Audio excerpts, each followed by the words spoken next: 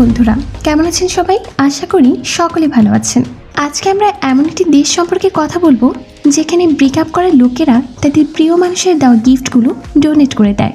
যে দেশের মেয়েরা তাদের স্বামীর নাম ধরে ডাকতে পারে না, কিন্তু বাচ্চারা তাদের বাবার নাম ধরে ডাকতে পারবে। হ্যাঁ বন্ধুরা, আজকে আমরা কথা বলতে চলেছি দক্ষিণ পূর্ব ইউরোপের ভূমধ্য সাগরের মধ্য দিয়ে যাওয়া জনপ্রিয় ফুটবল খেলার দেশ ক্রোয়েশিয়া নিয়ে।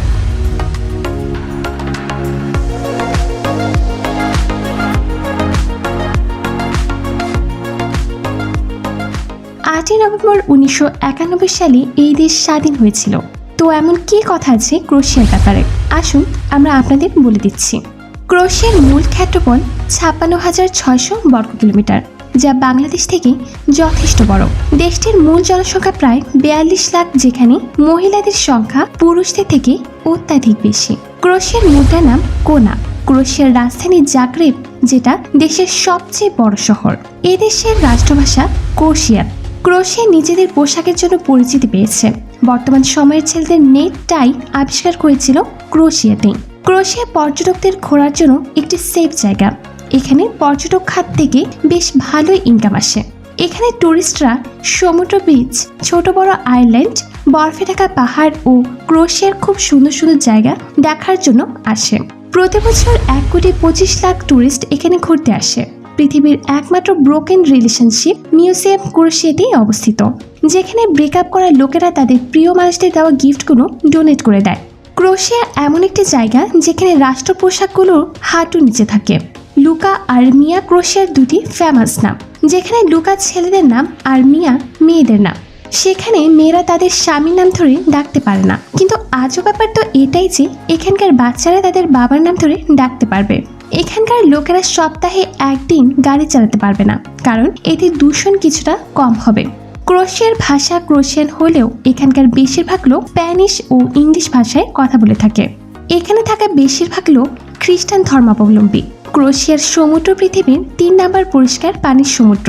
ক্রোয়েশিয়াতে 365 দিন সূর্য এক সময়তে অস্ত যায়। ক্রোয়েশিয়ান মানুষ যথেষ্ট লম্বা হয়ে থাকেন। এখানে বাচ্চা জন্ম দেওয়া খুবই খুশির ব্যাপার। নতুন বাচ্চা জন্ম হওয়ার সময় সবাই বলে ঘরে এক নতুন আলো এসেছে। ক্রোয়েশিয়াতে স্কিট ক্লাব অনেক বেশি। এখানে স্কিট ক্লাব লিগ্যাল, কারণ এরা খুবই মডার্ন।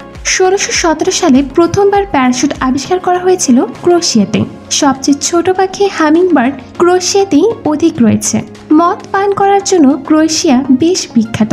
ক্রোয়েশিয়াতে কোনো আর্মি ফোর্স নেই। এখানে 16 বছরের বাচ্চারাও ভোট দিতে পারে, কিন্তু শর্ত হলো তাকে জব করতে হবে, না হলে তাকে 18 বছর পর্যন্ত ওয়েট করতে হবে। পৃথিবীর সবচেয়ে ছোট শহর হাম, যেখানে মাত্র 31 জন লোক বাস করে, সেটা এই দেশেই অবস্থিত। ইউরোপের সবচেয়ে পুরনো শহর নীল এখানেই অবস্থিত। এই শহর 8,000 বছরের পুরনো। এখানে সবচেয়ে বড় পাহাড় হলো ডিনাকা। ক্রোয়েশিয়া পৃথিবীর সবচেয়ে বেশি কলা এক্সপোর্ট করে থাকে। ক্রোয়েশিয়াতে মাত্র 2 জন নোবেল প্রাইজ পেয়েছে। আপনারা সবাই গেমস অফ থ্রোনস দেখেছেন। এই শো ক্রোয়েশিয়াতেই বানানো হয়েছিল।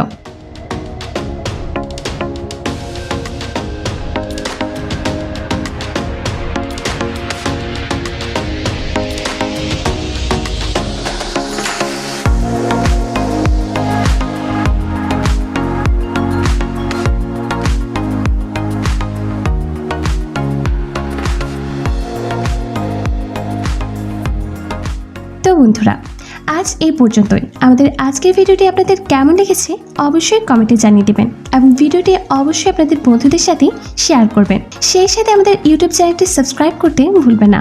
আর আপনি যদি ভিডিওটি ফেসবুকে দেখে থাকেন, তবে পেজটিতে লাইক দিতে ভুলবেন না। সবাই ভালো থাকবেন, সুস্থ থাকবেন, নিজের প্রতি খেয়াল রাখবেন। ধন্যবাদ সবাইকে।